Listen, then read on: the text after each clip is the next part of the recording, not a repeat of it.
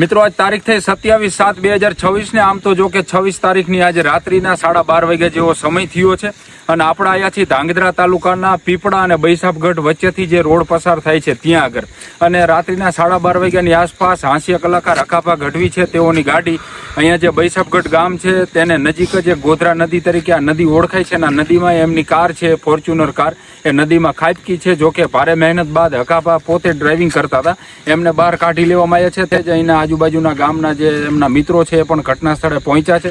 અખાપા આપણી સાથે છે, થોડી અખાપા સાથે જ વાત કરી.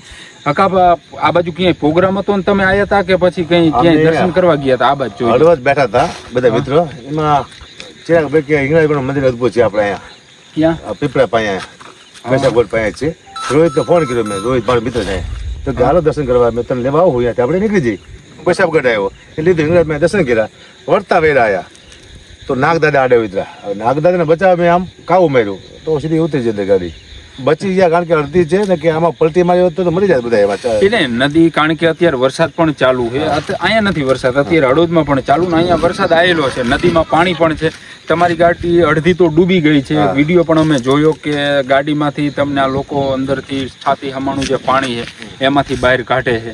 એટલે તમે કીધું ને કે સહેજમાં રહી ગયા એના જેવી વાત છે. એ મેં બચાવ્યા. મેં તો પગ ભાંગી ગયો, ઘડી તો કર ચડી પગમાં. હારો મેં તો પગ ભાંગી ગયો, હું નહીં નીકળી શકું. કર ચડી દેવું, પગ નતો ભાંગ્યો, કર ચડી દેવું લાગ્યું મને. ગાડીમાં તમે કેટલા સવાર હતા? અમે 2 જણા જ હતા. બાકી ભાઈ ગાડીમાં બેઠા હતા દીકરી બધા. મારે ચિરાગભાઈ મારા મિત્ર વ્યવહારિક વાત કરી તમે એકલા બેહો, થોડીક વાત કરી વ્યવહારિક. વ્યવહારિક વાતમાં અમારી વ્યવહાર થઈ ગયો અહીંયા.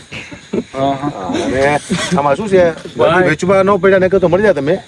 અહીંયા સાઈડમાં અમે જોયું તમને જયારે બહાર કાઢે વિડીયો પણ આ મિત્રો જોઈ રહ્યા. સીધી હમણાં પાણી તમે જ ગાડી હાંકતા હતા. પલટી મારી તો લગભગ અમે બે ઉપડી જાય એવું લાગ્યું કારણ કે પછી તો પાણી ગઈ જાય મળી જાય ભાઈ. કિસ્મતી કાચ મારે સ્મોકિંગ થયું હોય ને કાચ ખુલ્લા હતા એ કામ થઈ ગયું.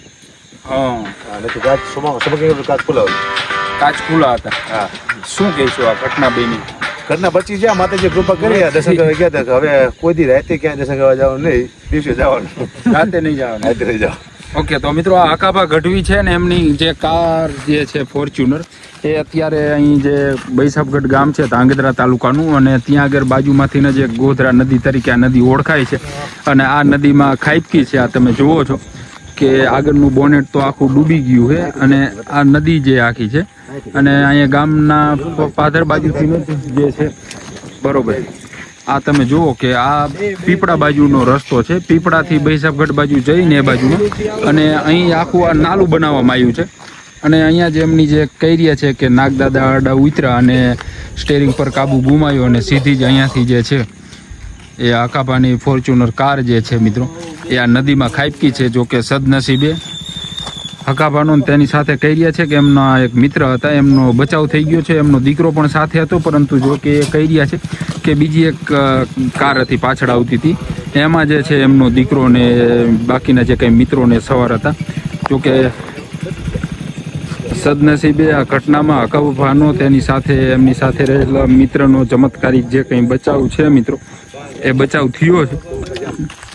અને આ તમે જુઓ છો કે આ નદી છે ગોધરા નદી તરીકે બૈસાપગઢ આ ગામ છે અને ગામ નજીક જ આ નદી આખી આવેલી છે અને આ નદી ઉપરનો પુલ બનાવવામાં આવેલો છે. અને આ નદીમાં જે છે એ અખાપાની ફોર્ચ્યુનર કાર છે એ ખાબકી છે. અખાપા પોતે જ ચલાવતા હતા. વિડીયોમાં પણ તમે જોયું કે બાકીના જે કંઈ મિત્રો છે એમને કાઢી રહ્યા છે અને તેની સાથે અખાપાએ એ પણ વાત કરી કે સ્મોકિંગની ટેવ છે, મતલબ કે બીડી પીવાની ટેવ છે એટલે કાચ ખુલ્લા હતા એટલે રહી ગયા, કહી રહ્યા છે. આભાર મિત્રો.